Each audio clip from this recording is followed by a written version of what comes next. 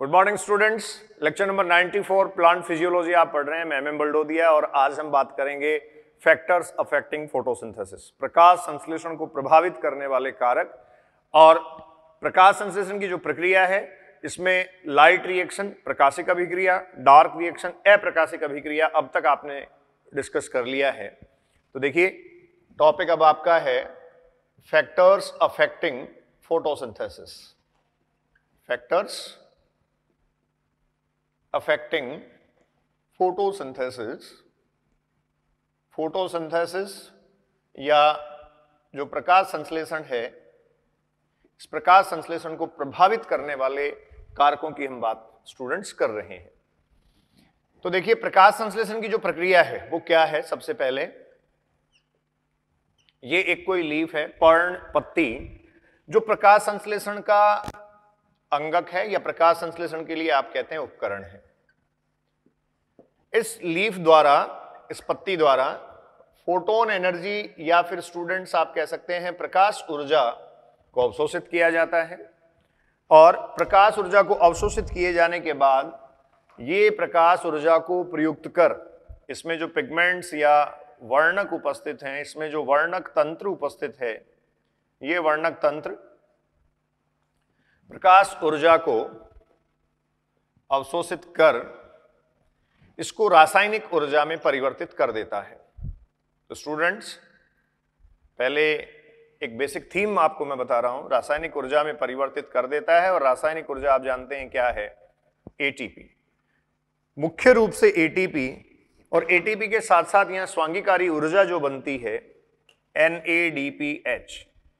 ठीक है, आपको ये पता है एटीपी और NADPH इन दोनों को स्वांगीकारी ऊर्जा कहा जाता है। स्वांगीकारी ऊर्जा क्यों कह सकते हैं आप इनको, स्वांगीकरण ऊर्जा या स्वांगीकारी ऊर्जा, इसलिए क्योंकि ये जो हैं वो कार्बनिक खाद्य पदार्थों का निर्माण करते हैं।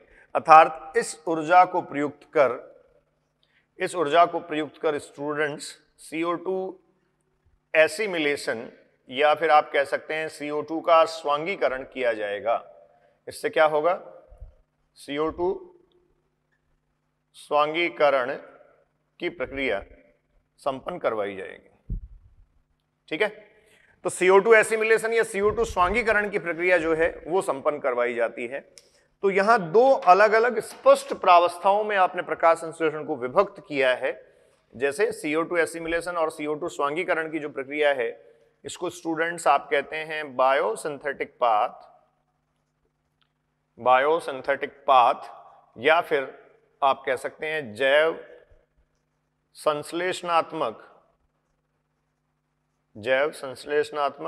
पथ। क्लियर, या अल्टीमेटली हम इसको कह सकते हैं डार्क फेज डार्क रिएक्शन या अंधकार अभिक्रिया। फोटोन एनर्जी को अवशोषित करने से लेकर एटीपी और NADPH फॉर्मेशन, अर्थात प्रकाश ऊर्जा को रासायनिक ऊर्जा में परिवर्तित करने की ये जो प्रक्रिया है इसको स्टूडेंट्स आप कहते हैं फोटो केमिकल फेज। इसको स्टूडेंट्स क्या कहा जाता है, फोटो केमिकल फेज, अर्थात प्रकाश रासायनिक अभिक्रिया। इसको आप कह सकते हैं प्रकाश रसायन प्रावस्था या अवस्था, आप इसको कह सकते हैं। ठीक है, तो अब प्रकाश संश्लेषण को जो प्रभावित करने वाले कारक हैं वो मुख्य रूप से आप ये कह सकते हैं हम प्रकाश रसायन प्रावस्था के आधार पर डिस्कस करते हैं। हालांकि हम इसके आधार पर भी डिस्कस करेंगे। तो अल्टीमेटली देखिए क्या है, प्रकाश संश्लेषण को प्रभावित करने वाले कारकों को दो अलग अलग श्रेणियों में विभक्त किया जा सकता है। आप ये कहेंगे प्रकाश संश्लेषण में प्रभावित करने वाले कारक, प्रकाश संश्लेषण को आप मेरे साथ साथ नोट करते जाएं। प्रभावित करने वाले कारक, प्रभावित करने वाले कारक, और ये स्टूडेंट्स जो कारक हैं ये दो अलग अलग श्रेणियों में विभक्त हैं। फर्स्ट मैं कह सकता हूं आंतरिक कारक इंटरनल फैक्टर्स, और दूसरा मैं कह सकता हूं बाह्य कारक और ये है एक्सटर्नल फैक्टर्स। क्लियर? आंतरिक कारक और बाह्य कारक, दो प्रकार के कारक आपको स्टडी करने हैं। जो आंतरिक कारक हैं उनमें देखिए, सबसे पहली बात हम ये कहते हैं जो लीफ है, पर्ण या पत्ती है, ये प्रकाश संश्लेषणी उपकरण है, तो हम ये कह सकते हैं पर्ण विन्यास, पत्तियां किस प्रकार से व्यवस्थित हैं, संख्या। ये जो संख्या है ये एग्जैक्टली देखो स्टूडेंट्स कैनोपी बनाती है वहां, ऐसे इसको मैं कह सकता हूं, ये जो है इसको हम कहते हैं प्लांट की कैनोपी। जैसे देखो दो प्लांट आप देखें, एक इस प्रकार से शंकु सदृश कैनोपी अगर शो करता है, जैसे कॉनिफर या शंकुधारी प्लांट होते हैं, और एक इस तरीके से बड़ी canopy, dome shape canopy show करता है। आपसे ये पूछा जाए किसमें प्रकाश संश्लेषण की प्रक्रिया ज्यादा होगी, तो ओबियस आप ये कहेंगे इसमें प्रकाश संश्लेषण की प्रक्रिया ज्यादा होगी, क्योंकि उसका कैनोपी एरिया जो है वो ज्यादा है। ये शंकुआकार या शंकुनुमा है, जबकि वो जो है वो डोम शेप या वृक्ष नुमा कैनोपी प्रदर्शित करता है। तो अर्थात ज्यादा से ज्यादा प्रकाश संश्लेषण की प्रक्रिया के लिए फोटोन एनर्जी या प्रकाश ऊर्जा को ग्रहण करने, रिसीव करने की स्थिति में ये है। क्लियर? इसके अलावा स्टूडेंट्स आप कह सकते हैं पर्ण मध्योतक जो कोशिकाएं हैं, इन पर्ण मध्योतक कोशिकाओं का क्लोरोप्लास्ट, हरित लवक।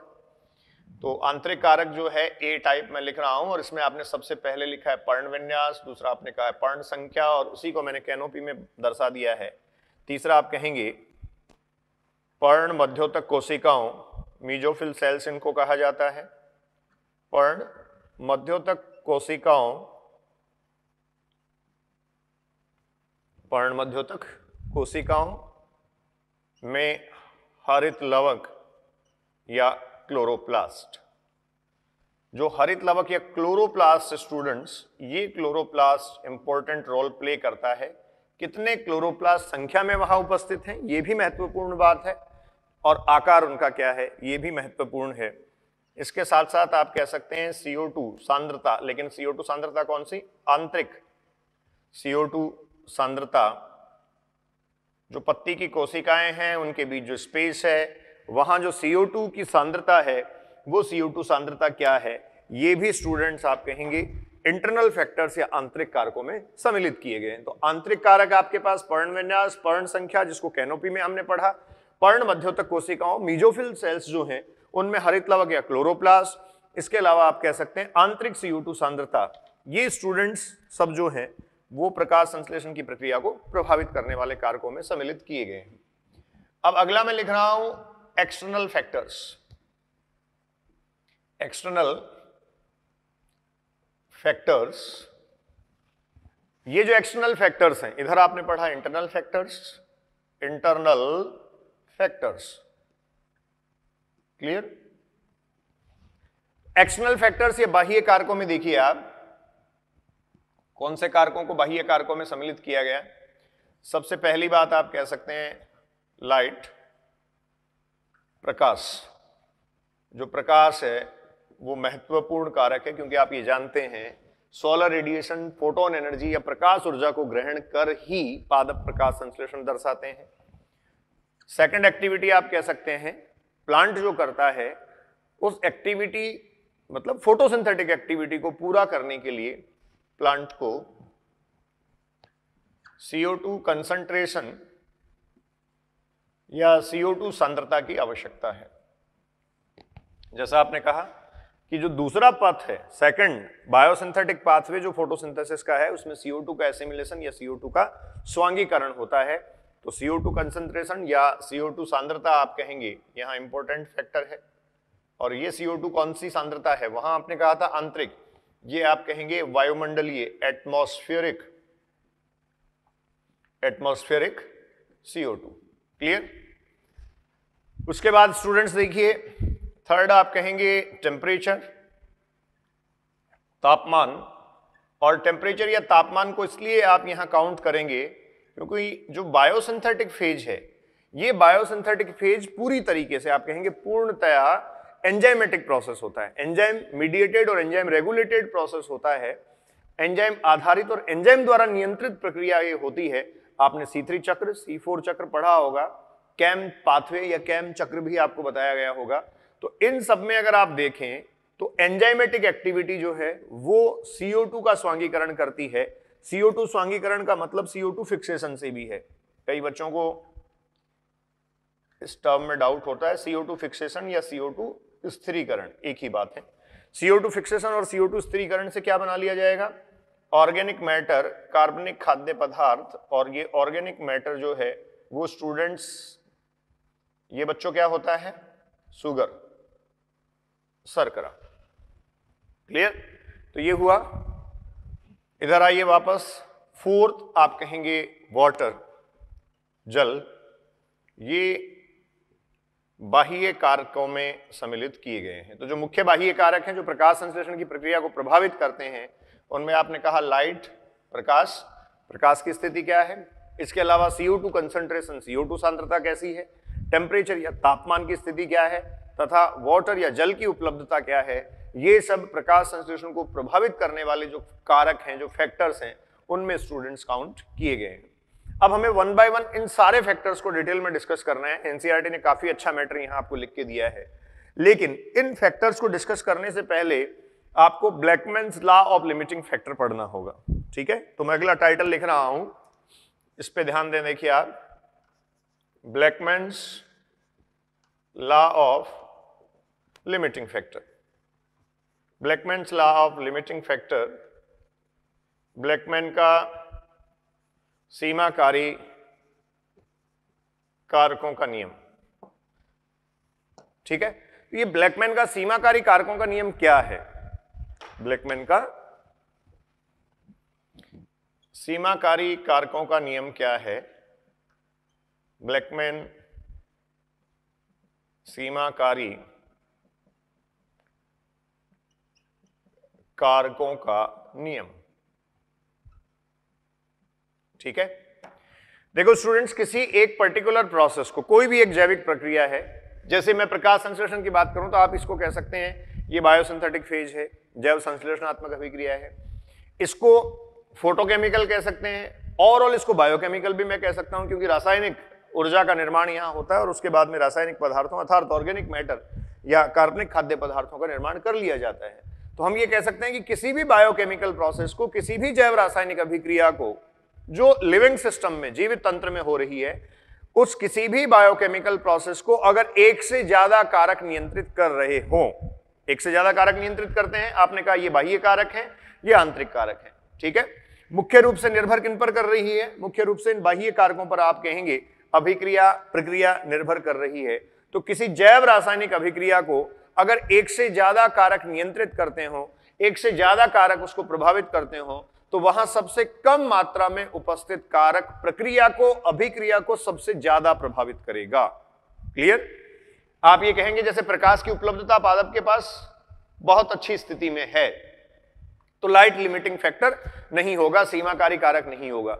लाइट की उपलब्धता, अगर प्रकाश की उपलब्धता परफेक्ट है, तो प्रकाश जो है वो बहुत ज्यादा इस अभिक्रिया को या प्रक्रिया का निर्धारण नहीं कर पाएगा। लेकिन मान लीजिए CO2 की कंसंट्रेशन या CO2 की सांद्रता इन सब में से सबसे कम है, तो डेफिनेटली ये CO2 की सांद्रता या CO2 की जो कंसंट्रेशन होगी, ये इस प्रकाश संश्लेषण की प्रक्रिया को सर्वाधिक प्रभावित करेगी। क्लियर? तो स्टूडेंट्स देखिए, ब्लैकमैन्स लॉ ऑफ लिमिटिंग फैक्टर में मैं लिख रहा हूं, स्टेटमेंट आप नोट कर लें। एक स्टेटमेंट आपको लिखना है इसमें, यदि जैव रासायनिक अभिक्रिया, यदि जैव रासायनिक अभिक्रिया, जैव रासायनिक अभिक्रिया एक से अधिक कारकों द्वारा नियंत्रित होती हो, एक से अधिक कारकों द्वारा नियंत्रित होती हो, तो सबसे कम मात्रा में उपस्थित कारक, सबसे कम मात्रा में उपस्थित कारक, वैसे पूरा लिखना नहीं चाहिए बोर्ड पे, जैसे मैं बोल ही रहा हूं तो आप वैसे भी नोट कर सकते हैं। सबसे कम मात्रा में उपस्थित कारक लेकिन मुझे लगता है आपकी आदत पड़ी हुई होगी ऐसे ही। सबसे कम मात्रा में उपस्थित कारक प्रक्रिया को या अभिक्रिया को सर्वाधिक प्रभावित करेगा, सर्वाधिक प्रभावित करेगा। आप देखिए, आप स्टूडेंट से कह सकते हैं, if a biochemical reaction is affected और regulated by many factors, if a biochemical reaction, यदि एक जैव रासायनिक अभिक्रिया जो है वो एक से अधिक कारकों या बहुत सारे कारकों या बहुत सारे फैक्टर्स के द्वारा नियंत्रित होती हो, उसका नियमन होता हो या वो प्रभावित होती हो, तो निश्चित तौर पर सबसे कम मात्रा में उपस्थित, लीस्ट टू लीस्ट कंसंट्रेशन या प्रेजेंस जिसकी है, वो कारक उस अभिक्रिया को सर्वाधिक प्रभावित करेगा, सबसे ज्यादा प्रभावित करेगा। तो इसी ब्लैकमैन्स लॉ ऑफ लिमिटिंग फैक्टर के साथ हमें प्रकाश संश्लेषण को प्रभावित करने वाले जो लिमिटिंग फैक्टर्स हैं उनका अध्ययन भी करना है। तो प्रकाश संश्लेषण को प्रभावित करने वाले जो फैक्टर्स हैं वो ये हैं। अब इनमें प्रकाश संश्लेषण की प्रक्रिया, जो फोटोसिंथेटिक प्रोडक्टिविटी है, प्रकाश संश्लेषित उत्पादकता है, उस उत्पादकता के लिए लिमिटिंग फैक्टर या सीमाकारी कारक क्या होगा, इसको भी मैं साथ साथ आपसे डिस्कस करूंगा इन फैक्टर्स के साथ साथ। तो एक बार आप ये नोट कर लें, और अब 1 बाय 1 में डिस्कस कर रहा हूं, जिसमें सबसे पहले मैं आ रहा हूं लाइट, प्रकाश। क्लियर? स्क्रीनशॉट ले लें या नोट कर लें आप, हो गया होगा। तो देखिए, हम पढ़ रहे हैं फैक्टर्स अफेक्टिंग फोटोसिंथेसिस, और स्टूडेंट्स फैक्टर्स अफेक्टिंग फोटोसिंथेसिस में आपने कहा इंटरनल फैक्टर्स, आंतरिक कारक, और आपने कहा बाह्य कारक प्रकाश संश्लेषी प्रक्रिया को प्रभावित करते हैं। तो जो बाह्य कारक और आंतरिक कारक हैं, इन दोनों की डिटेल आपने यहां लिखी है। अब हम एक्सटर्नल फैक्टर्स को या बाह्य कारकों को 1 बाय 1 स्टडी कर रहे हैं, जिसमें आपने एक ब्लैकमैन्स लॉ ऑफ लिमिटिंग फैक्टर्स भी डिस्कस किया है। ब्लैकमैन के अनुसार जो सीमाकारी कारकों का नियम ब्लैकमैन ने प्रपोज किया, उसके अकॉर्डिंग क्या है कि किसी भी प्रक्रिया को अगर एक से ज्यादा फैक्टर, एक से ज्यादा कारक किसी प्रक्रिया को प्रभावित करते हो, तो यहां उस अभिक्रिया की दर, अभिक्रिया की गति या अभिक्रिया सबसे ज्यादा प्रभावित होगी उस कारक से जो सबसे कम मात्रा में उपस्थित है। Clear? Factors affecting photosynthesis, factors affecting photosynthesis. Clear? तो देखिए, एक्सटर्नल फैक्टर्स और एक्सटर्नल फैक्टर्स में अब सबसे पहले आप आ जाइए प्रकाश, लाइट। फर्स्ट लाइट में लिख रहा हूं। देखो, इसके जो फैक्ट्स हैं वो भी आपको यहां देखने पड़ेंगे। लाइट जो है वो 3 प्रकार से पादपों को प्रभावित करती है। एक आप कह सकते हैं प्रकाश की जो तीव्रता है, तीव्रता, ठीक है, इसको आप कहेंगे लाइट इंटेंसिटी, लाइट इंटेंसिटी, प्रकाश तीव्रता। क्लियर? स्टूडेंट्स, प्रकाश की तीव्रता जो है वो प्रकाश संश्लेषण को सीधे तौर पर प्रभावित करती है, और आप ये कह सकते हैं कि जो प्रकाश की तीव्रता है उसके तथा प्रकाश संश्लेषण के मध्य एक रैखिक संबंध है। प्रकाश तीव्रता तथा प्रकाश संश्लेषण की दर, प्रकाश तीव्रता तथा प्रकाश संश्लेषण की दर, संश्लेषण की दर के मध्य कैसा संबंध है? रैखिक संबंध है। रैखिक संबंध होने का मतलब ये कंडीशन है, ये रेट ऑफ फोटोसिंथेसिस, ये लाइट इंटेंसिटी। तो लाइट इंटेंसिटी बढ़ाओगे अगर आप, जैसे इधर मैं लाइट लिख देता हूं स्टूडेंट्स, और इधर मैं लिख देता हूं पीएस फोटोसिंथेसिस, फोटोसिंथेटिक प्रोडक्टिविटी। तो यहां ये कहा जा रहा है कि एक लीनियर रिलेशनशिप है, एक रैखिक कर्व है, लेकिन एक टाइम पीरियड के बाद जाकर जो है वो ये प्रकाश तीव्रता बढ़ने पर भी फोटोसिंथेसिस नहीं बढ़ेगा। इसको हम आगे स्टडी करने जा रहे हैं। तो आपको कहा गया प्रकाश तीव्रता तथा प्रकाश संश्लेषण की दर के मध्य एक रैखिक संबंध है। मैं आपको कह रहा था प्रकाश जो है वो 3 प्रकार से पादपों को प्रभावित करता है। सबसे पहले प्रकाश तीव्रता, दूसरा आप कह सकते हैं प्रकाश गुणवत्ता, प्रकाश की गुणवत्ता, या इसको स्टूडेंट्स आप कहते हैं क्वालिटी ऑफ लाइट। ये क्वालिटी ऑफ लाइट क्या है? क्वालिटी में आप काउंट करेंगे, जैसे 400 नैनोमीटर से 700 नैनोमीटर आपने कहा, ये प्रकाश संश्लेषी स्पेक्ट्रम है, ठीक है। फोटोसिंथेटिकली एक्टिव रेडिएशंस हैं, पार के नाम से इसको लिखा जाता है, प्रकाश संश्लेषी सक्रिय विकिरण है। इन प्रकाश संश्लेषी सक्रिय विकिरणों में आपने ये पढ़ा होगा, ये violet, Indigo, blue, green, yellow, orange और रेड विबजोर के फॉर्म में प्रदर्शित होती हैं। तो यहां 400 नैनोमीटर की लाइट मिल रही है, 500 नैनोमीटर की लाइट मिल रही है, 700 मिल रही है। ये जो है वो एग्जैक्टली प्रकाश गुणवत्ता या फोटोसिंथेटिक जो लाइट है उसकी क्वालिटी को डिसाइड करेगा। जैसे स्टूडेंट्स आपने ये पढ़ा होगा कि जो फोटोसिंथेटिक एक्टिविटी है उसमें ब्लू स्पेक्ट्रम और रेड स्पेक्ट्रम, दो अलग अलग स्पेक्ट्रम फॉर्म हम डिवाइड कर सकते हैं। जो ब्लू स्पेक्ट्रम की लाइट है ये आप कह सकते हैं मोस्ट एफिशिएंट है, सर्वाधिक दक्ष है, अर्थात ये जो है वो कम तरंगदैर्घ्य या निम्न तरंगदैर्घ्य, लो वेवलेंथ होने के कारण हाईली एनर्जेटिक होती है। फोटोसिंथेटिक प्लांट्स इसको सबसे ज्यादा अवशोषित करते हैं, या मैक्सिमम अवशोषण यहां होता है। तो आप ये कह सकते हैं मोस्ट एफिशिएंट है ये, या फिर ये क्या है, सर्वाधिक दक्ष, ठीक है। लेकिन जो रेड स्पेक्ट्रम की लाइट है इसको स्टूडेंट्स हम कह सकते हैं ये मोस्ट इफेक्टिव है। देखो दोनों वर्ड्स में फर्क है, मैंने उधर लिखा है एफिशिएंट और इधर लिखा है इफेक्टिव। ये सर्वाधिक प्रभावी है, और सर्वाधिक प्रभावी होने का मतलब प्रकाश संश्लेषण की प्रक्रिया को संपन्न करवाने में इसका अहम योगदान है। आप ये जानते हैं फोटोसिंथेटिक पिगमेंट कॉम्प्लेक्स जो है, फोटो सिस्टम्स आपने पढ़े हैं फर्स्ट और सेकंड, उसमें रिएक्शन सेंटर या अभिक्रिया केंद्र जो होगा वो इलेक्ट्रॉन जब इजेक्ट करता है वहां से इलेक्ट्रॉन का निष्कासन होता है, तो कौन सी लाइट होगी, रेड लाइट। क्लियर?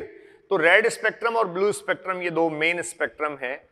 400 नैनोमीटर से 700 नैनोमीटर तक की जो लाइट है वो प्रकाश, उस लाइट को हम जब देख रहे हैं तो कौन सी लाइट या किस प्रकार की लाइट मिल रही है उसको प्रकाश की गुणवत्ता या लाइट की क्वालिटी में हम काउंट कर लेते हैं। तीसरा जो है स्टूडेंट्स वो है ड्यूरेशन, प्रकाश अवधि, कितने समय तक पादप को प्रकाश मिल रहा है। अब ये जो अवधि है ये देखिए यहां ज्यादा इंपॉर्टेंट नहीं है, मैं फिर कह रहा हूं फोटोसिंथेटिक एक्टिविटी में जो लाइट ड्यूरेशन है, ये लाइट ड्यूरेशन बहुत ज्यादा इंपॉर्टेंट नहीं है।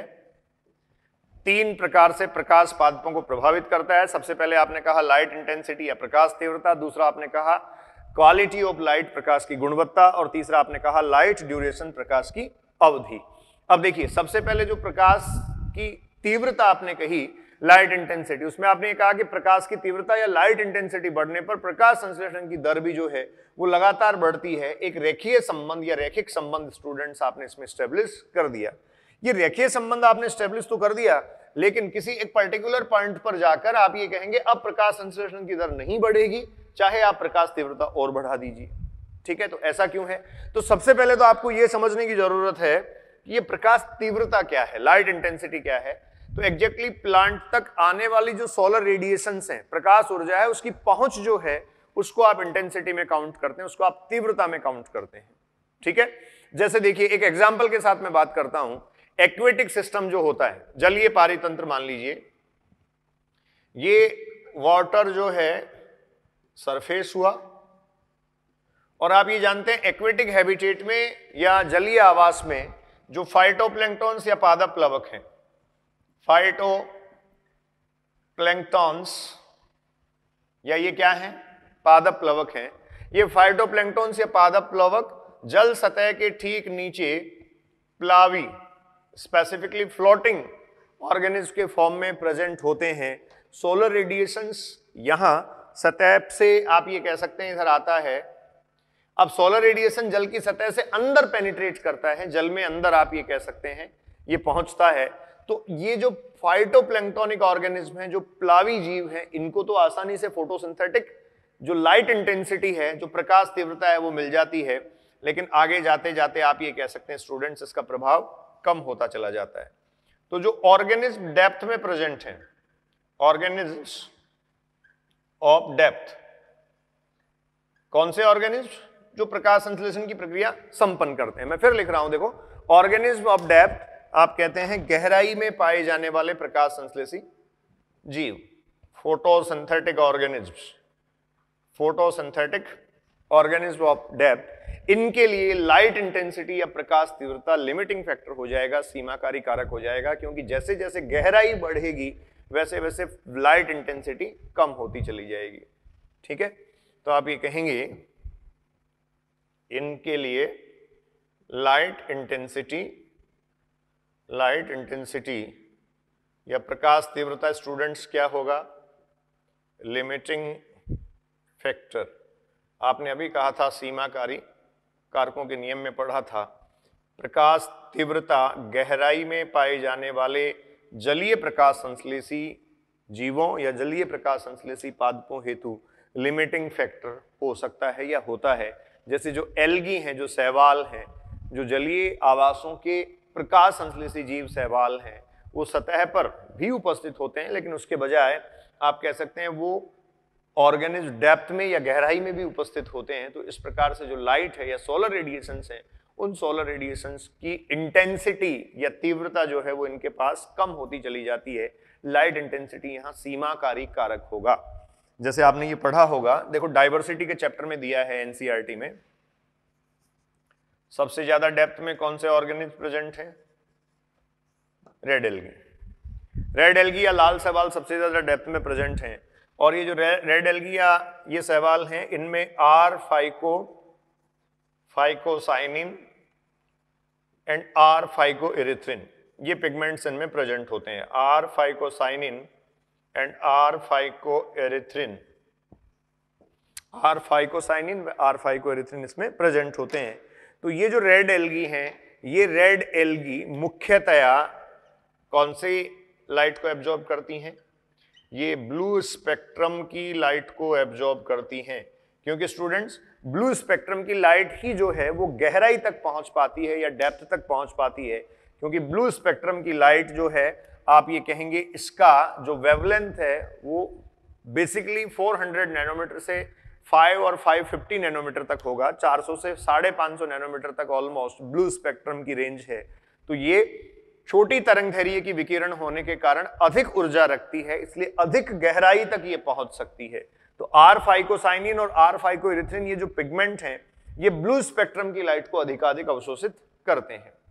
ठीक है, ये अधिकाधिक अवशोषित किसको कर रहे हैं? ब्लू स्पेक्ट्रम की लाइट को अवशोषित कर रहे हैं। इसके अलावा आंशिक मात्रा में, कुछ मात्रा में यूवी रेडिएशंस को भी अवशोषित करते हैं। और आपको पता है इस 400 नैनोमीटर से पहले और छोटा वेवलेंथ अगर आप देखें, छोटी तरंगदैर्घ्य की विकिरणें आप देखें, तो वो क्या है? Ultraviolet radiations. तो इस प्रकार से स्टूडेंट्स, अब एनसीईआरटी ने एक जो ग्राफ बना रखा है मैं उस पर आ रहा हूं, लेकिन उससे पहले आप ये देखिए, प्रकाश संश्लेषण को प्रभावित करने वाले कारकों में से सबसे पहले आप पढ़ रहे हैं एक्सटर्नल फैक्टर्स, बाह्य कारक, और एक्सटर्नल फैक्टर में आपने कहा लाइट या प्रकाश। तो मैंने आपको यहां क्लियर किया कि जो प्रकाश है वो पादपों को 3 तरीकों से प्रभावित करता है। सबसे पहला है लाइट, फोटोसिंथेटिक एक्टिविटी जब करेगा प्लांट तो लाइट इंटेंसिटी के साथ उसको प्रभावित करेगा। प्रकाश की तीव्रता पादप को प्रभावित करती है, प्रकाश की गुणवत्ता पादप को प्रभावित करती है, और प्रकाश की अवधि पादप को प्रभावित करती है। फोटोसिंथेटिक एक्टिविटी में अवधि इतनी इंपॉर्टेंट नहीं है। आप फिजियोलॉजी में, आगे ग्रोथ फिजियोलॉजी आ रहा है, उसमें कुछ स्पेसिफिक इंपैक्ट पढ़ेंगे, कुछ विशिष्ट प्रभाव उसमें आप पढ़ेंगे जिसमें प्रकाश अवधि ज्यादा महत्वपूर्ण है। जैसे पादपों में पुष्पन की जो प्रक्रिया है, प्लांट्स में जब फ्लावर्स बनने की प्रक्रिया है, उस पुष्पन प्रक्रिया में प्रकाश अवधि अत्यधिक महत्वपूर्ण है, जिसको आप प्रदीप्त कालिता या प्रदीप्त काल प्रभाव के नाम से पढ़ते हैं। ठीक है, तो एनसीईआरटी ने जो ग्राफ आपको दिया है, उस ग्राफिकल प्रेजेंटेशन के साथ देखो हम डिस्कस कर रहे हैं आगे की बात। ये 3 बातें क्लियर हैं आपको कि फोटोसिंथेटिक एक्टिविटी जब भी होगी प्लांट में, तो जो लाइट है वो लाइट प्रकाश तीव्रता के रूप में, प्रकाश गुणवत्ता के रूप में पादप को मुख्यतः प्रभावित करेगी। ओवरऑल पादप को प्रकाश 3 तरीकों से प्रभावित करता है, इंटेंसिटी, क्वालिटी एंड ड्यूरेशन। ठीक है, तो देखो आपने कहा लाइट इंटेंसिटी बढ़ने के साथ साथ प्लांट्स में फोटोसिंथेटिक रेट या प्रकाश संश्लेषण की दर बढ़ जाती है, और प्रकाश संश्लेषण की दर तथा प्रकाश तीव्रता के मध्य एक रैखिक संबंध है, एक लीनियर रिलेशनशिप है। ठीक है, ये अभी आपने क्लियर किया है। एक लीनियर रिलेशनशिप है। तो देखो कैसे एनसीईआरटी में रेट ऑफ फोटोसिंथेसिस और लाइट इंटेंसिटी का एक ग्राफ आपको दे रखा है, इसको हम डिस्कस करेंगे। ये आपको दिया गया है, rate of photosynthesis continuously increase होगी और उसके बाद एक पॉइंट पे जाके स्टूडेंट्स आप ये कह देंगे कि ये जो है रेट ऑफ फोटोसिंथेसिस ये क्या हो जाएगी, डिक्रीज। ठीक है, देखो ये तो है लाइट इंटेंसिटी, ये है स्टूडेंट्स लाइट इंटेंसिटी या प्रकाश तीव्रता, और ये आप कहेंगे rate of photosynthesis, rate of photosynthesis, प्रकाश संश्लेषण की दर। अब यहां क्लियरली ये बताया गया है, पॉइंट मेंशन है वहां, देखो सबसे पहले प्रकाश संश्लेषण की जो प्रक्रिया है ये स्टूडेंट्स शुरू हुई, जैसे जैसे लाइट इंटेंसिटी बढ़ी आपने कहा वैसे वैसे रेट ऑफ फोटोसिंथेसिस जो है वो इंक्रीज हुआ। इसका मतलब एक कंटिन्यूस इंक्रीज जो है वो दिखाई दे रहा है, लगातार एक इंक्रीज हमें यहां दिखाई दे रहा है। प्रकाश संश्लेषण की दर, प्रकाश तीव्रता बढ़ने के साथ साथ बढ़ती है। लेकिन एक ऐसा पॉइंट आप देख रहे हैं जहां आकर प्रकाश संश्लेषण की दर जो है वो पहले की तुलना में अब गिर जाती है। ठीक है, कंटिन्यूसली बढ़ रही थी लेकिन अब बढ़ने के बजाय आप ये कह सकते हैं गिर जाती है, और अंततः ये स्टेशनरी फेज में या फिर आप कहेंगे स्थिर अवस्था में पहुंच जाती है। ठीक है, जिसमें ऑलमोस्ट आप ये कहेंगे एक ही दर से ये चल रहा है प्रकाश संश्लेषण, वहां प्रकाश संश्लेषण की दर जो है वो बढ़ नहीं रही है, एक स्टेबल स्टेज में ये आ गया है। ठीक है, अब इस स्टेबल स्टेज में जब स्टूडेंट्स ये आया तो ये कोई एक पर्टिकुलर पॉइंट है, इस पर जाकर आया तो देखो आपको इस ग्राफ से बहुत साफ ये पता लगता है कि जो लाइट इंटेंसिटी है वो तो कम नहीं है, लाइट इंटेंसिटी तो लगातार बढ़ रही थी। बढ़ती हुई लाइट इंटेंसिटी या प्रकाश तीव्रता के साथ साथ पॉइंट बी आने से पहले तक तो प्रकाश संश्लेषण की दर बढ़ती है, लेकिन इसके बाद अब प्रकाश संश्लेषण की दर गिर जाती है और ये स्टेशनरी फेज या स्थिर अवस्था को प्राप्त करता है। कौन से फेज को? स्टेशनरी फेज, या फिर आप कहते हैं ये स्थिर अवस्था को प्राप्त करता है। ठीक है, तो इसका मतलब क्या हुआ कि पादप अब जितना प्रकाश अवशोषित कर सकता था उतना कर चुका है। तो प्लांट की लाइट एब्जॉर्ब करने की या प्रकाश अवशोषित करने की जो कैपेसिटी थी, अब आप ये कह सकते हैं वो सैचुरेट हो चुका है, वो संतृप्त हो चुका है। तो क्या मैं ये कह सकता हूं कि ये जो लाइट इंटेंसिटी है इस पर्टिकुलर पॉइंट पर, इस पॉइंट की बात कर रहा हूं जो रेड से मैंने लिखा है, इसको एनसीईआरटी में भी आपको डी लिख के दिया है, इस डी पॉइंट पर लाइट का सैचुरेशन आ गया या प्रकाश संतृप्तता की स्थिति आ गई है। ठीक है, इससे ज्यादा प्रकाश पादप अब प्रयुक्त नहीं कर सकता। प्रकाश की कमी नहीं है यहाँ, लाइट इंटेंसिटी लगातार बढ़ रही है, लेकिन बढ़ती हुई लाइट इंटेंसिटी के साथ भी अब प्लांट की फोटोसिंथेटिक रेट या स्टूडेंट्स रेट ऑफ फोटोसिंथेसिस बढ़ नहीं सकती।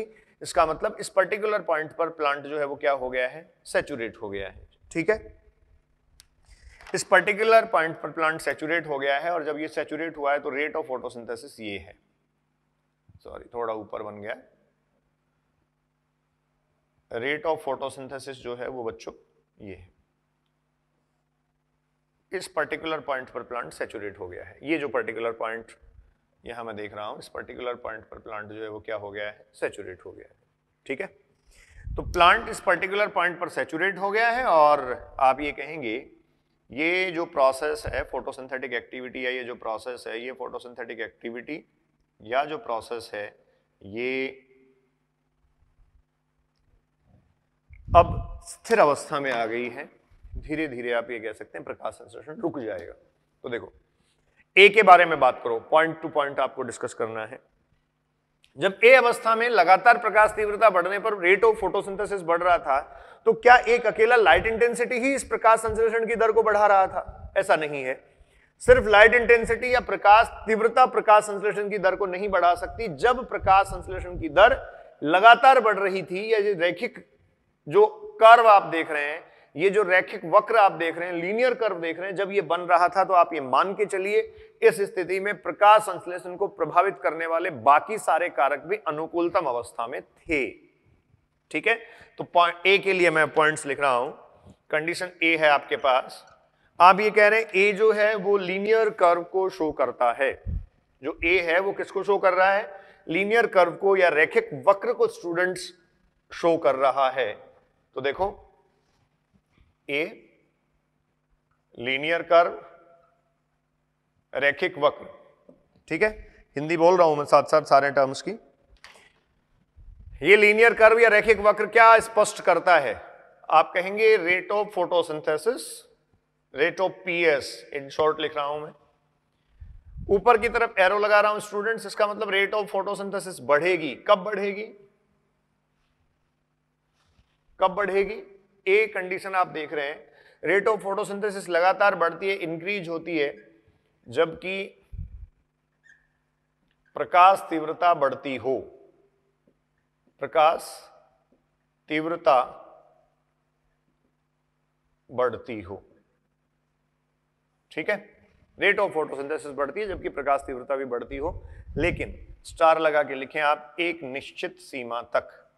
ऐसा नहीं है हर बार ही बढ़ती चली जाएगी, एक निश्चित सीमा तक, आप स्टूडेंट्स कह सकते हैं एक डेफिनेट लिमिट तक, और वो निश्चित सीमा क्या है, ये डी वाला पॉइंट, ठीक है। इस डी पॉइंट तक लाइट जो है वो मिलने पर प्लांट लगातार अपनी रेट ऑफ फोटोसिंथेसिस बढ़ाता रहेगा, लेकिन यहां आकर प्लांट सैचुरेट हो जाएगा, अब उसको और लाइट की आवश्यकता नहीं है। दूसरी इंपॉर्टेंट बात, अन्य कारक जो अदर फैक्टर्स हैं, अन्य कारक भी अनुकूल स्थिति में हैं, स्थिति में हैं, अन्य कारक भी जो है वो स्टूडेंट्स अनुकूल स्थिति में है, क्योंकि अन्य कारक अगर अनुकूल स्थिति में नहीं होते तो अकेला light intensity rate of photosynthesis को नहीं बढ़ा सकता, ठीक है।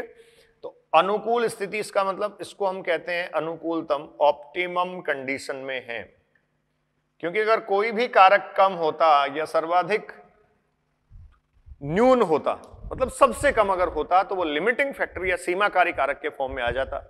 तो इसका मतलब ये हुआ जब तक बढ़ रही थी तब तक तो कोई भी फैक्टर लिमिटिंग फैक्टर नहीं है, लेकिन जैसे ही पॉइंट बी आया स्टूडेंट्स, यहां आप ये कहेंगे पॉइंट बी जब आया तो कोई एक फैक्टर या एक से ज्यादा फैक्टर और फैक्टर्स, इस बात पे ध्यान देना। देखो एग्जाम की लैंग्वेज में, एग्जाम में जो क्वेश्चन की लैंग्वेज आती है उसमें इस तरीके से लिखा होता है इंग्लिश में, फैक्टर और फैक्टर्स, ठीक है।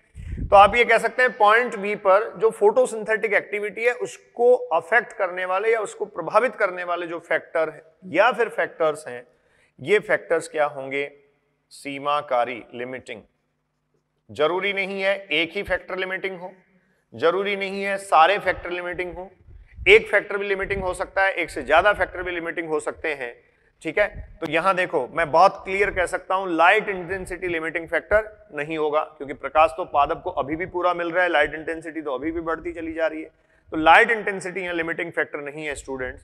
तो फिर क्या लिमिटिंग फैक्टर हो सकता है, तो हम ये कहेंगे लाइट इंटेंसिटी बढ़ने के साथ साथ टेम्परेचर या तापमान भी बढ़ता है, लेकिन तापमान का प्रभाव उतना अधिक नहीं आएगा। इससे पहले मैं ये कह सकता हूं कि एटमॉस्फेयर में या वायुमंडल में CO2 की जो सांद्रता है वो सामान्यतः 0.03% होती है। जो CO2 कंसंट्रेशन है स्टूडेंट्स, ये CO2 कंसंट्रेशन एटमॉस्फेयर में आप पढ़ते हैं 0.03% होती है। CO2 कंसंट्रेशन काफी न्यून होती है और सामान्यतः ये पादपों के लिए प्रकाश संश्लेषण की जो स्थिति है उसमें सीमाकारी कारक भी होता है। अगर सबसे पहला लिमिटिंग फैक्टर स्थलीय आवास के पादपों में देखा जाए, या आपसे सीधा ही पूछ लिया जाए कि जो स्थलीय आवास के पादप हैं, फोटोसिंथेटिक एक्टिविटी जो कर रहे हैं, उनमें लिमिटिंग फैक्टर क्या होगा, तो सबसे पहले हम किसको प्रेफर करते हैं, CO2 को। तो मैं ये कह सकता हूं कि पॉइंट ए से लगातार आप ये कह रहे हैं कि फोटोसिंथेटिक एक्टिविटी में प्रकाश संश्लेषण की दर बढ़ती जा रही थी, लेकिन एक पर्टिकुलर पॉइंट बी पर जाकर या बी स्थिति में प्रकाश संश्लेषण की दर में गिरावट आ गई। इसका मतलब यहां कोई भी प्रकाश संश्लेषण को प्रभावित करने वाला कारक सीमाकारी हो सकता है, लिमिटिंग हो सकता है, और ये जो लिमिटिंग फैक्टर है वो यहाँ क्या है इस टाइम, CO2। अगर मैं स्थलीय आवास के पादपों के लिए देखूं तो सबसे पहले आप ये कहेंगे यहाँ CO2 लिमिटिंग फैक्टर हो गया है, इसलिए लगातार प्रकाश संश्लेषण की दर नहीं बढ़ रही है। तो दो कारण है प्रकाश संश्लेषण की दर के न्यून होने या नीचे आने के। एक कारक तो ये है कि प्लांट में लाइट सैचुरेशन आ गया है, कि प्लांट अब और लाइट को अवशोषित नहीं कर सकता। लेकिन देखिए स्टूडेंट्स, लाइट लिमिटिंग फैक्टर नहीं है, क्योंकि लिमिटिंग फैक्टर वो होगा जो न्यूनतम मात्रा में उपस्थित होगा। यहां लाइट इंटेंसिटी बढ़ रही है, न्यूनता नहीं है उसकी। न्यूनता किसकी है? CO2 कंसंट्रेशन की। तो देखो ये लिमिटिंग फैक्टर या सीमाकारी कारक कब कौन सा हो सकता है, ये देखिए आप। लिमिटिंग फैक्टर आप कहें फर्स्ट, सामान्य स्थिति में या सामान्यतया स्थलीय पादपों हेतु लिमिटिंग फैक्टर या सीमाकारी कारक क्या होता है? सामान्य परिस्थितियों की भी मैं बात कर रहा हूं और सामान्यतः आप कह सकते हैं CO2 कंसंट्रेशन या जो CO2 की सांद्रता है ये लिमिटिंग फैक्टर होता है। क्लियर है? दूसरा सेकंड उस पे आ जाइए आप। लिमिटिंग फैक्टर CO2 कंसंट्रेशन आपने कहा क्लियर है, ये सामान्यतः स्थलीय पादपों हेतु सीमाकारी कारक होता है। लेकिन जैसे मान लो स्थल में ही हम डेजर्ट के प्लांट ले लें, तो सेकंड पॉइंट मरुद्भिद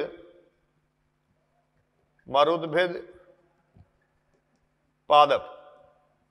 देखो जीरोफाइट्स जो हैं स्टूडेंट्स, इन जीरोफाइट्स में लिमिटिंग फैक्टर, अब आप ये कहेंगे CO2 के बजाय वहां वाटर स्ट्रेस होता है, जल की कमी होती है या जल की न्यूनता होती है, तो यहां CO2 से भी पहले लिमिटिंग फैक्टर आपको क्या लेना पड़ेगा? वाटर। क्लियर? तीसरी स्थिति, जैसे मैं बात करूं हाइड्रोफाइट्स की, हाइड्रोफाइट्स जो जलीय पादप हैं, इन हाइड्रोफाइट्स या जलीय पादपों को अगर आप देखें तो हाइड्रोफाइट्स में लिमिटिंग फैक्टर क्या हो सकता है? यहां स्टूडेंट्स न्यूट्रिएंट्स या जो पोषकों की उपलब्धता है, ये पोषकों की उपलब्धता सीमाकारी कारक हो सकता है। इसके अलावा यहां भी CO2 की कंसंट्रेशन जो है वो लिमिटिंग फैक्टर हो सकता है, लेकिन पहले आप किसको लेंगे? न्यूट्रिएंट्स को। आपसे ये कहा जाए गहराई में उपस्थित हाइड्रोफाइट्स या गहराई में उपस्थित जलीय पादप, अब देखिए इस स्थिति में जो गहराई में उपस्थित जलीय पादप हैं, इस स्थिति में लिमिटिंग फैक्टर स्टूडेंट सबसे पहले क्या होगा? लाइट इंटेंसिटी या लाइट। ठीक है, आपको मैंने अभी बताया था जो फाइटोप्लैंक्टॉन्स या पादप प्लवक हैं वो जल की सतह के ठीक नीचे तैरते रहते हैं, तो उनके लिए लाइट कभी भी लिमिटिंग फैक्टर नहीं होगा। तो ये इस प्रकार से अलग अलग परिस्थितियों में आपको लिमिटिंग फैक्टर डिसाइड करना है। ठीक है, तो देखो पॉइंट ए में आपने ये कहा ये लीनियर कर्व प्राप्त होता है, अर्थात प्रकाश तीव्रता बढ़ने के साथ साथ लगातार प्रकाश संश्लेषण की दर बढ़ रही है। लेकिन जब लगातार प्रकाश संश्लेषण की दर बढ़ती है उस समय अन्य कारक भी ऑप्टिमम कंडीशन में या अनुकूलतम अवस्था में है, इसीलिए दर बढ़ रही है। एक अकेला लाइट इंटेंसिटी, एक अकेला प्रकाश तीव्रता प्रकाश संश्लेषण की दर को नहीं बढ़ा सकता। क्लियर? दूसरा आपने कहा जब बी स्थिति में ये आ गया है तो प्रकाश संश्लेषण की दर में यहां गिरावट आई है, और प्रकाश संश्लेषण की दर में ये जो गिरावट है ये यहां आने का मतलब ये हुआ कि यहां कोई भी कारक सीमाकारी हो सकता है जो सबसे कम मात्रा में या न्यूनतम मात्रा में उपस्थित है, उसके सीमाकारी होने की अधिकतम संभावना है, या वो ही सीमाकारी कारक होता है। तो सर्वाधिक संभावना किसकी है? CO2 कंसंट्रेशन, क्योंकि एटमॉस्फेयर में या वायुमंडल में आप ये कह सकते हैं एटमॉस्फेरिक CO2 कंसंट्रेशन 0.03% ही होता है, और सामान्यतया सबसे पहले CO2 को ही हम क्या लेते हैं? Limiting factor. उसके बाद आप ये कहेंगे लिमिटिंग फैक्टर कौन कौन से हैं, तो ये मैंने यहां क्लियर कर दिए हैं। ठीक है, सी, पॉइंट सी पे डिस्कस कर लेते हैं। देखिए स्टूडेंट्स, पॉइंट सी जो है इसमें आप ये कहेंगे जो प्रकाश संश्लेषण की प्रक्रिया है वो स्थिर अवस्था में आ गई है। स्थिर अवस्था, ये जो स्थिर अवस्था है ये प्रदर्शित करती है लगातार प्रकाश संश्लेषण की दर पहले बढ़ रही थी लेकिन अब नहीं बढ़ पा रही है। प्रकाश संश्लेषण की दर जो है वो एक स्टेबल कंडीशन, स्टेशनरी कंडीशन या स्थिर अवस्था में है, क्योंकि प्रकाश संश्लेषण को जो नियंत्रित करने वाले कारक हैं, या तो नियंत्रित करने वाले कारक सीमाकारी हो गए हैं, या फिर आप ये कह रहे हैं कि जो प्लांट है वो अब और लाइट को एब्जॉर्ब नहीं कर सकता, नहीं काम में ले सकता। तो पॉइंट डी आपने कहा, ये पॉइंट डी क्या है? ये प्रकाश संतृप्तता, प्रकाश संतृप्तता को प्रदर्शित करने वाला बिंदु है, कि अर्थात पॉइंट डी पर प्लांट जितनी लाइट एब्जॉर्ब कर सकता था मैक्सिमम लाइट एब्जॉर्ब करके अब सैचुरेट हो गया है। ठीक है, तो ये हुआ लाइट सैचुरेशन। तो स्टूडेंट्स अब आपके पास पहला एक फैक्टर कंप्लीट हुआ, जिसमें इस फैक्टर के साथ साथ और जो बातें एनसीईआरटी में लिखी हैं ये सब बातें मैंने डिस्कस आपसे कर ली हैं। ये सब बातें आपको क्लियर हैं कि जो लाइट है वो इस प्रकार से प्रकाश संश्लेषण की दर जो है उसको प्रभावित करती है। एक इंपॉर्टेंट पॉइंट आपको यहां से और डिस्कस करना है, प्रकाश संश्लेषण की वह तीव्रता जिस पर प्रकाश संश्लेषण की दर पादप में श्वसन की दर के पूरक हो जाती है, प्रकाश संतुलन बिंदु। ठीक है, लाइट कंपेंसेशन पॉइंट में लिख रहा हूं, लाइट कंपेंसेशन पॉइंट आप लिख लें अलग से इसको। लाइट कंपेंसेशन पॉइंट को मैं कह रहा हूं प्रकाश संतुलन बिंदु। अब ये प्रकाश संतुलन बिंदु क्या है ये आपसे पूछ लिया जाता है कई बार। तो देखिए, प्रकाश संतुलन बिंदु वो बिंदु होगा जिस पर प्लांट की फोटोसिंथेटिक एक्टिविटी प्लांट की रेस्पिरेटरी एक्टिविटी को कंपनसेट करे, बैलेंस कर दे। मतलब कोई एक प्रकाश तीव्रता तो ऐसी होगी ना, जैसे मान लीजिए ये प्रकाश तीव्रता ये पॉइंट एक ऐसा है, इस पर प्रकाश संश्लेषण की जो प्रक्रिया है वो श्वसन की प्रक्रिया को क्या करती है, संतुलित कर देती है। अब प्रकाश संश्लेषण की प्रक्रिया श्वसन की प्रक्रिया को संतुलित कैसे कर देगी, तो आप इसको समझिए। प्रकाश संश्लेषण की प्रक्रिया में आप कहते हैं CO2 यूटिलाइज होती है, CO2 यूज होती है, जबकि श्वसन की प्रक्रिया में वहां CO2 जो है वो रिलीज होती है। ठीक है, तो प्रकाश संश्लेषण की प्रक्रिया के दौरान या प्रकाश संश्लेषण प्रक्रिया जो है उसके दौरान आप कहेंगे जो श्वसन में मुक्त होने वाले CO2 है उसके बराबर की मात्रा प्रकाश संश्लेषण के दौरान प्रयुक्त होने वाले CO2 की हो, तो प्रकाश संश्लेषण और श्वसन दोनों कंपनसेट हो गए, प्रकाश संश्लेषण और श्वसन दोनों संतुलित हो गए। अब जिस प्रकाश तीव्रता पर वो संतुलित होते हैं उसको आप कौन सा पॉइंट कहते हैं, लाइट कंपनसेशन पॉइंट। तो पॉइंट नोट करिए, लाइट कंपनसेशन पॉइंट क्या होगा, आप कहिए वह प्रकाश तीव्रता जिस पर पादप में प्रकाश संश्लेषण की दर श्वसन की दर को संतुलित कर दे, वह प्रकाश तीव्रता। देखो मैं शॉर्ट में लिख देता हूं, आप लिखते जाएं, वह लाइट इंटेंसिटी या प्रकाश तीव्रता जिस पर लाइट इंटेंसिटी पॉइंट एक स्पेसिफिक है, कोई भी हो सकता है, वह लाइट इंटेंसिटी पॉइंट या वह प्रकाश तीव्रता जिस पर फोटोसिंथेसिस प्रकाश संश्लेषण इज इक्वल्स टू रेस्पिरेशन। अब ये इन दोनों को मैंने एक दूसरे के बराबर किया, संतुलित किया। संतुलन का मतलब क्या है, यहां आप जानते हैं CO2 फोटोसिंथेटिक एक्टिविटी में ये अपटेक करता है, काम में लेता है CO2, और रेस्पिरेटरी एक्टिविटी में जानते हैं ये CO2 को क्या करता है, रिलीज करता है। जब ये दोनों संतुलित हो जाएंगे तो ये किसी एक पर्टिकुलर लाइट इंटेंसिटी पर या पर्टिकुलर प्रकाश तीव्रता पर संतुलित हुए हैं। ये प्रकाश तीव्रता जो होगी उसको प्रकाश संतुलन बिंदु कहेंगे, अर्थात पादप में वो प्रकाश बिंदु जो संतुलन ला दे किस किस में, फोटोसिंथेसिस में और रेस्पिरेशन में, उसको प्रकाश संतुलन बिंदु कहेंगे।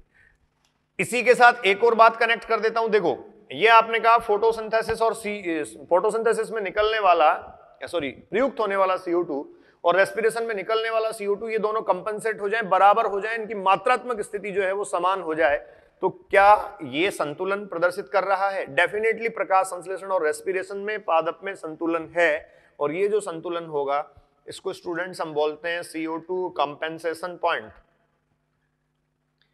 CO2 कंपेंसेशन पॉइंट, इसको CO2 संतुलन बिंदु कहते हैं। तो दो आपके पास है, एक प्रकाश संतुलन बिंदु और दूसरा आप कह सकते हैं CO2 संतुलन बिंदु, CO2 संतुलन।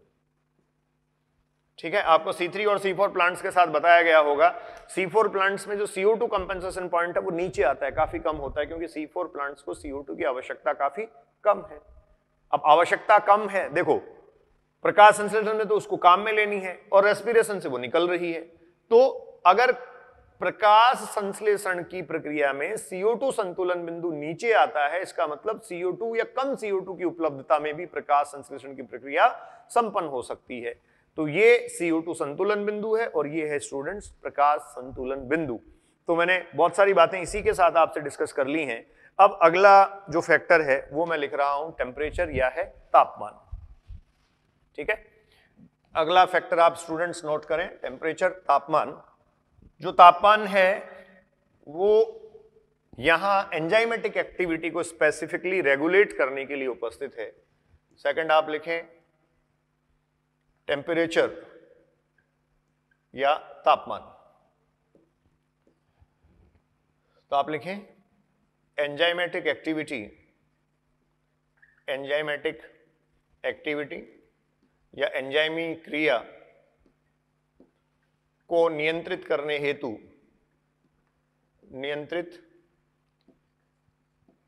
हेतु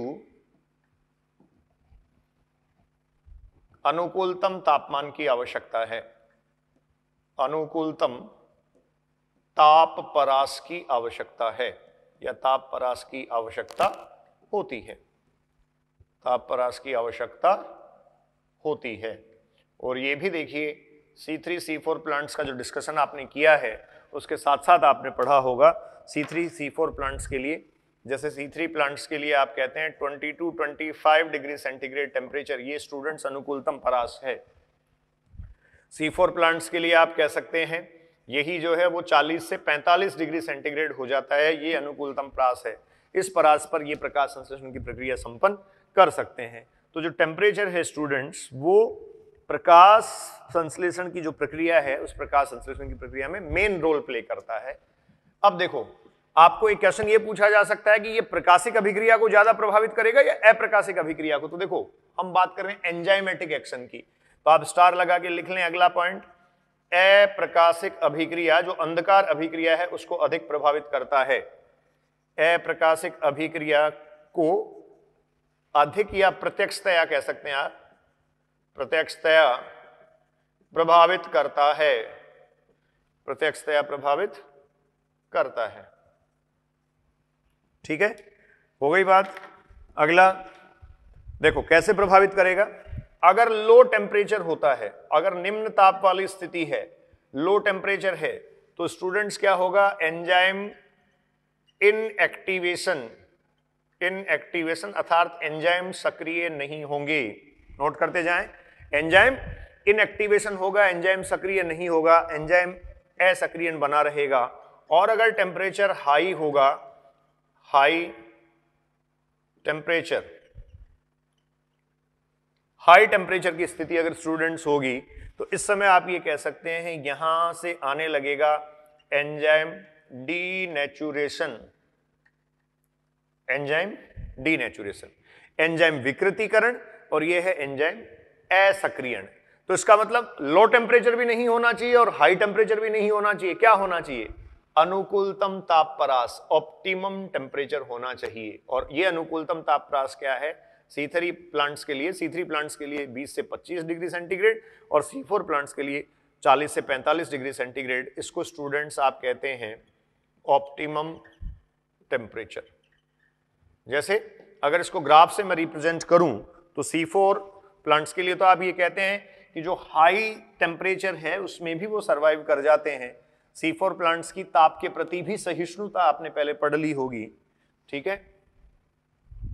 लेकिन ये कंडीशन है, आप लगातार टेम्परेचर बढ़ाइए, रेट ऑफ फोटोसिंथेसिस जो है टाइम के साथ इसको,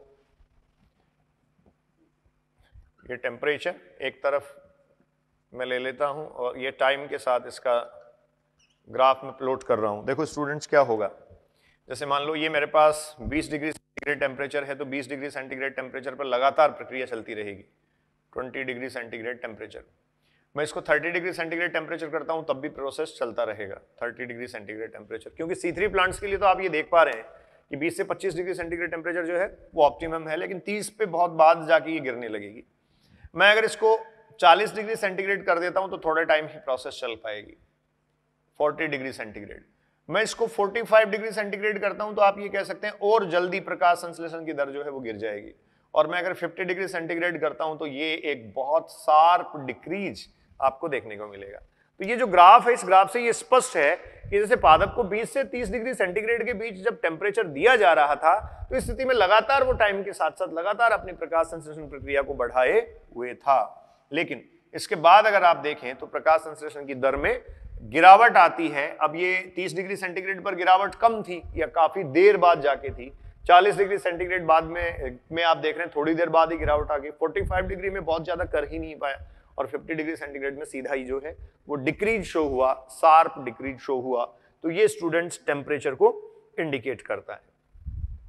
अगला ले लेते हैं, तीसरा आप लिखो CO2 सांद्रता। CO2 की जो कंसंट्रेशन है या CO2 की सांद्रता है वो किस प्रकार से प्रभावित करती है।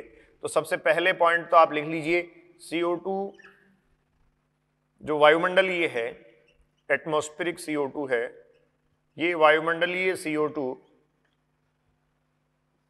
क्या है, न्यून मात्रा में उपस्थित है, 0.03%, सिर्फ कुल गैसीय अवस्था का इतना ही है। और ऐसा होने के कारण ये स्टूडेंट्स क्या होता है, सामान्यतया सीमाकारी, सामान्यतः ये क्या होगा, ये स्टूडेंट्स लिमिटिंग हो जाएगा, सीमाकारी हो जाएगा। CO2 की सांद्रता बढ़ने पर क्या प्रभाव पड़ेगा, तो अगला मैं इसी में पॉइंट लिख रहा हूं। देखिए CO2 की सांद्रता आप बढ़ाइए, CO2 कंसंट्रेशन, इधर देखो ऊपर की तरफ मैंने एरो लगाया, इसका मतलब CO2 कंसंट्रेशन मैंने बढ़ाई है। CO2 कंसंट्रेशन बढ़ने पर, CO2 की सांद्रता बढ़ने पर पादपों में उत्पादकता जो होगी, फोटोसिंथेटिक प्रोडक्टिविटी जो होगी वो भी क्या हो जाएगी, बढ़ जाएगी। ठीक है, तो CO2 की कंसंट्रेशन बढ़ने पर आप कहेंगे प्रोडक्शन यील्ड, उत्पादन लब्धि बढ़ती है, उत्पादन लब्धि स्टूडेंट्स बढ़ती है। जैसे देखो इसका एक एग्जांपल ले लेते हैं हम, बढ़ती हुई CO2 की सांद्रता, CO2 की कंसंट्रेशन अगर बढ़ती है तो ये प्लांट में फर्टिलिटी फैक्टर को लाती है। फर्टिलिटी फैक्टर क्या है, उत्पादकता प्रभाव है। जैसे आपने कहा उत्पादन लब्धि बढ़ी, कैसे, 0.03% से अगर आप इसको बढ़ाकर 0.05% कर दोगे तो इस कंडीशन में प्रोडक्टिविटी या उत्पादकता बढ़ेगी। प्रोडक्टिविटी या उत्पादकता के बढ़ने को ही हम फर्टिलिटी फैक्टर में काउंट कर रहे हैं। आप ये कह रहे हैं 0.03% से 0.05%, मतलब जस्ट डबल के आसपास जब आपने कर दिया, इस स्थिति में कंसंट्रेशन बढ़ने पर ओवरऑल आप कहेंगे उत्पादकता बढ़ जाती है, उत्पादकता बढ़ जाती है। क्लियर। लेकिन अगर सांद्रता स्टूडेंट्स इससे ज्यादा होती है तो CO2 विषैले प्रभाव उत्पन्न करती है और स्टोमेटा बंद हो जाते हैं, स्टोमेटल क्लोजर प्लांट में आ जाता है।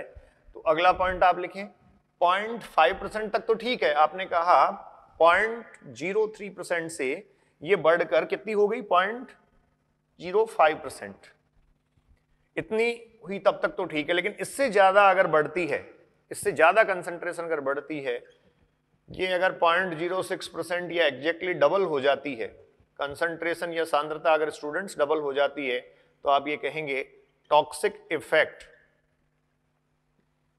या प्लांट पर कैसे प्रभाव होंगे, विषैले प्रभाव प्रदर्शित करेगी। और विषैले प्रभाव जो प्रदर्शित करेगी उसमें सबसे पहला आप ये कहेंगे प्लांट में क्या हो जाएगा, स्टोमेटल क्लोजर, स्टोमेटल क्लोजर, रंध्र जो हैं वो बंद हो जाएंगे। आपने रंध्रों की जो क्रियाविधि है, खुलने और बंद होने की क्रियाविधि, उसके साथ वहां फैक्टर पढ़े होंगे तो आपने पढ़ा होगा CO2 जो है वो रंध्रों की अभिक्रिया, रंध्रों की खुलने और बंद होने की प्रक्रिया उसका नियमन भी करती है। तो स्टोमेटल क्लोजर आ जाएगा अगर कंसंट्रेशन बहुत ज्यादा बढ़ गई। और ये टॉक्सिक इफेक्ट या विषैले प्रभाव जो है वो स्टूडेंट्स आप कह सकते हैं लीफी पार्ट जो है, बेसिकली लीफी पार्ट जो पर्णिल भाग हैं, इन लीफी पार्ट या पर्णिल भाग पर सर्वाधिक आएंगे, लीफी पार्ट या पर्णिल भाग पर ये प्रभाव सर्वाधिक होंगे। ठीक, अब इसके बाद जो CO2 कंपेंसेशन पॉइंट कुछ देर पहले मैंने आपसे डिस्कस किया था, तो CO2 कंपेंसेशन पॉइंट आप कहते हैं C4 प्लांट्स में तो काफी कम आता है। CO2 संतुलन बिंदु है क्या, ये मैंने अभी डिस्कस आपसे किया था। CO2 संतुलन बिंदु अगर आप देखें तो आप ये कह रहे थे C3 प्लांट्स में तो ये आएगा काफी ऊपर, तो 50 to 100 ppm भी स्टूडेंट्स आपको लिखा हुआ मिल सकता है, 50 से 100 ppm, ठीक है, पार्ट्स पर मिलियन। लेकिन C4 प्लांट्स में अगर आप ये देखें तो ये 5 से 10 या 8 से 10 आपको लिखा हुआ मिल सकता है ppm। तो इतना फर्क दोनों में देखो है, ठीक है।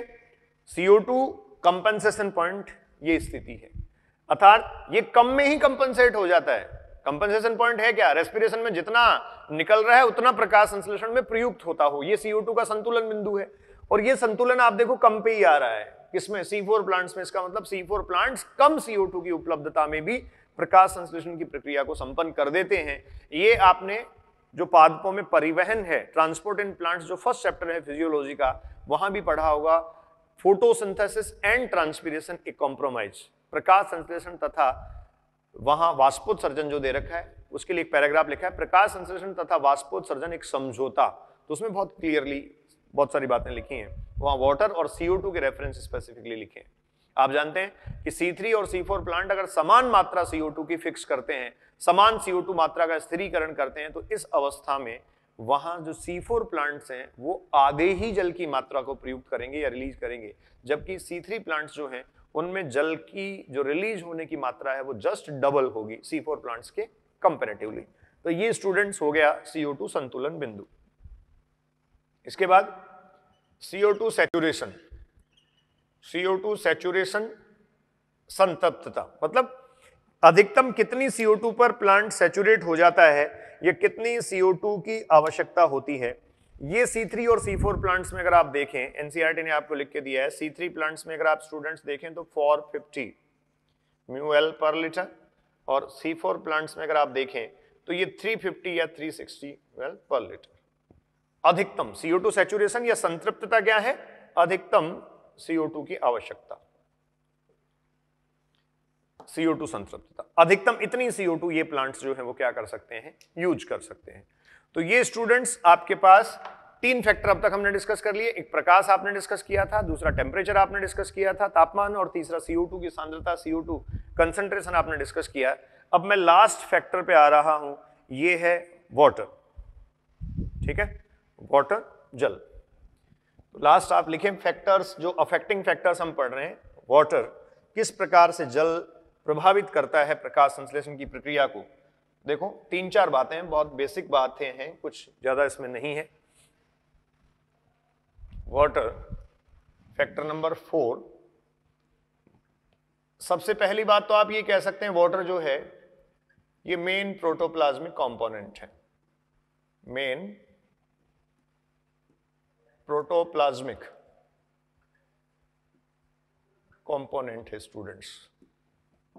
ये मुख्य प्रोटोप्लाज्मिक घटक है, सेल का, कोशिका का मुख्य जीव द्रव्य घटक।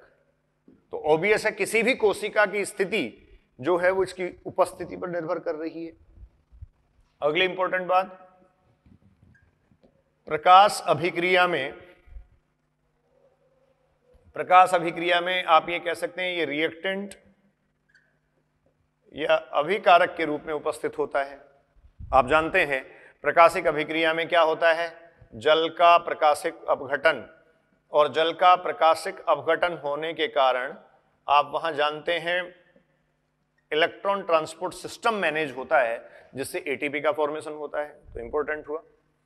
इसके अलावा प्लांट सेल्स जो हैं, इन प्लांट सेल्स की स्टूडेंट जो टर्जिड कंडीशन है, टर्जिडिटी, ये आप कहेंगे टर्जिडिटी, जो स्फीत अवस्था है, इस स्फीत अवस्था को भी ये बनाए रखता है। अब देखो, जैसे मैंने आपसे इंटरनल फैक्टर्स में एक बात डिस्कस की थी कि प्लांट में ये डोम बनता है, जैसे इस प्रकार से प्लांट हैं, इनमें ये डोम बना, मतलब ये जो कैनोपी एरिया है वो काफी ज्यादा है। कैनोपी एरिया ज्यादा है तो प्रकाश संश्लेषण ज्यादा होगा।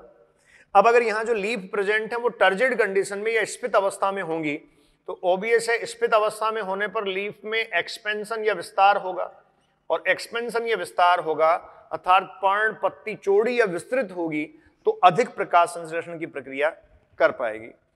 लेकिन अगर लीफ जो है वो फ्लैसिड कंडीशन में आ जाती है, ये स्लथ अवस्था में आ जाती है, तो इसका मतलब वो जो सरफेस एरिया है वो अब क्या हो गया? कम हो गया। तो लीफ में जब एक्सपेंशन आया तब तो आप ये कहेंगे लीफ का सरफेस एरिया बढ़ गया, और सरफेस एरिया बढ़ा तो फोटोसिंथेसिस की जो रेट है, प्रकाश संश्लेषण की दर है, वो वहां से बढ़ जाएगी। तो लाइट जो है वो 3-4 वाटर जो है वो 3 से 4 सीधे फैक्टर आप कह दीजिए। पहला तो ये मुख्य जो है वो जीवद्रव्य घटक है, इसलिए प्रभावित निश्चित तौर पर करेगा। दूसरी बात आपने कहा प्रकाश अभिक्रिया में जल जो है वो क्या है, प्रकाशिक अपघटन दर्शाता है। इसका प्रकाशिक अपघटन होता है जिससे वहां इलेक्ट्रॉन ट्रांसपोर्ट सिस्टम चलता है और एटीपी का फॉर्मेशन होता है। तो इंपॉर्टेंट पॉइंट है। वाटर स्प्लिटिंग कॉम्प्लेक्स, जल का प्रकाशिक अपघटन जो है उसका विघटन सम्मिश्र कॉम्प्लेक्स आप पढ़ के आए, जो फोटो सिस्टम सेकंड के साथ एसोसिएट होता है। फिर आपने कहा प्लांट सेल्स, पादप कोशिकाएं और पादप अंगक जो हैं उनमें स्फीतता या उनमें तनाव की स्थिति, टर्जिडिटी जब उनकी बनी रहती है तभी आती है, अर्थात वो एक्सपेंडेड जब होंगे, सरफेस एरिया जब बढ़ेगा, कैनोपी एरिया जैसे आप जो कह रहे हैं बड़ा होगा, तो निश्चित तौर पर प्रकाश संश्लेषण की दर बढ़ेगी। और अगर लीफ या पत्तियां फ्लैसिड कंडीशन में या स्लथ अवस्था में होंगी तो सरफेस एरिया कम होने से रेट ऑफ फोटोसिंथेसिस डिक्रीज हो जाएगी। ठीक है, तो ये स्टूडेंट्स आपके पास फोटोसिंथेसिस को अफेक्ट करने वाले फैक्टर्स थे। इसके अलावा जो वाटर है वो आपको पता है एंजाइमेटिक एक्टिविटी के लिए भी एक मीडियम प्रोवाइड करता है, एक माध्यम उपलब्ध करवाता है, इसलिए भी ये जो है वो बायोकेमिकल रिएक्शंस को अफेक्ट करता है, जैव रासायनिक अभिक्रियाओं को प्रभावित करता है। तो ये सारे प्रकाश संश्लेषण की अभिक्रिया को प्रभावित करने वाले कारक आपने पढ़े, जिसमें एक्सटर्नल फैक्टर्स या बाह्य कारकों का हमने विस्तृत अध्ययन किया। सबसे पहले आपके पास लाइट या प्रकाश था, दूसरा आपने टेम्परेचर स्टडी किया, तीसरा आपने स्टडी किया CO2 कंसंट्रेशन, और फोर्थ वन लास्ट आपने स्टडी किया वाटर।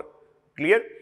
फिर से क्लियर कर लीजिए, प्रकाश संश्लेषण की प्रक्रिया अगर लगातार बढ़ती चली जा रही है या रेट ऑफ फोटोसिंथेसिस अगर लगातार बढ़ती है, प्रकाश संश्लेषण की दर स्टूडेंट्स अगर लगातार बढ़ती है, तो निश्चित तौर पर प्रकाश संश्लेषण को प्रभावित करने वाले या नियंत्रित करने वाले सभी कारक संतुलित अवस्था में हैं। अगर उनमें से कोई भी एक कारक असंतुलन की स्थिति दर्शाता है, अर्थात निम्न स्थिति में या मात्रा में उपस्थित होता है, तो वो कारक उस अभिक्रिया को, उस प्रक्रिया को रोक देगा, अर्थात सबसे न्यून मात्रा में उपस्थित कारक अभिक्रिया की दर का निर्धारण करेगा। इसी को आप पढ़ते हैं Blackman's law of limiting factor. Okay, so enjoy the physiology. Thank you.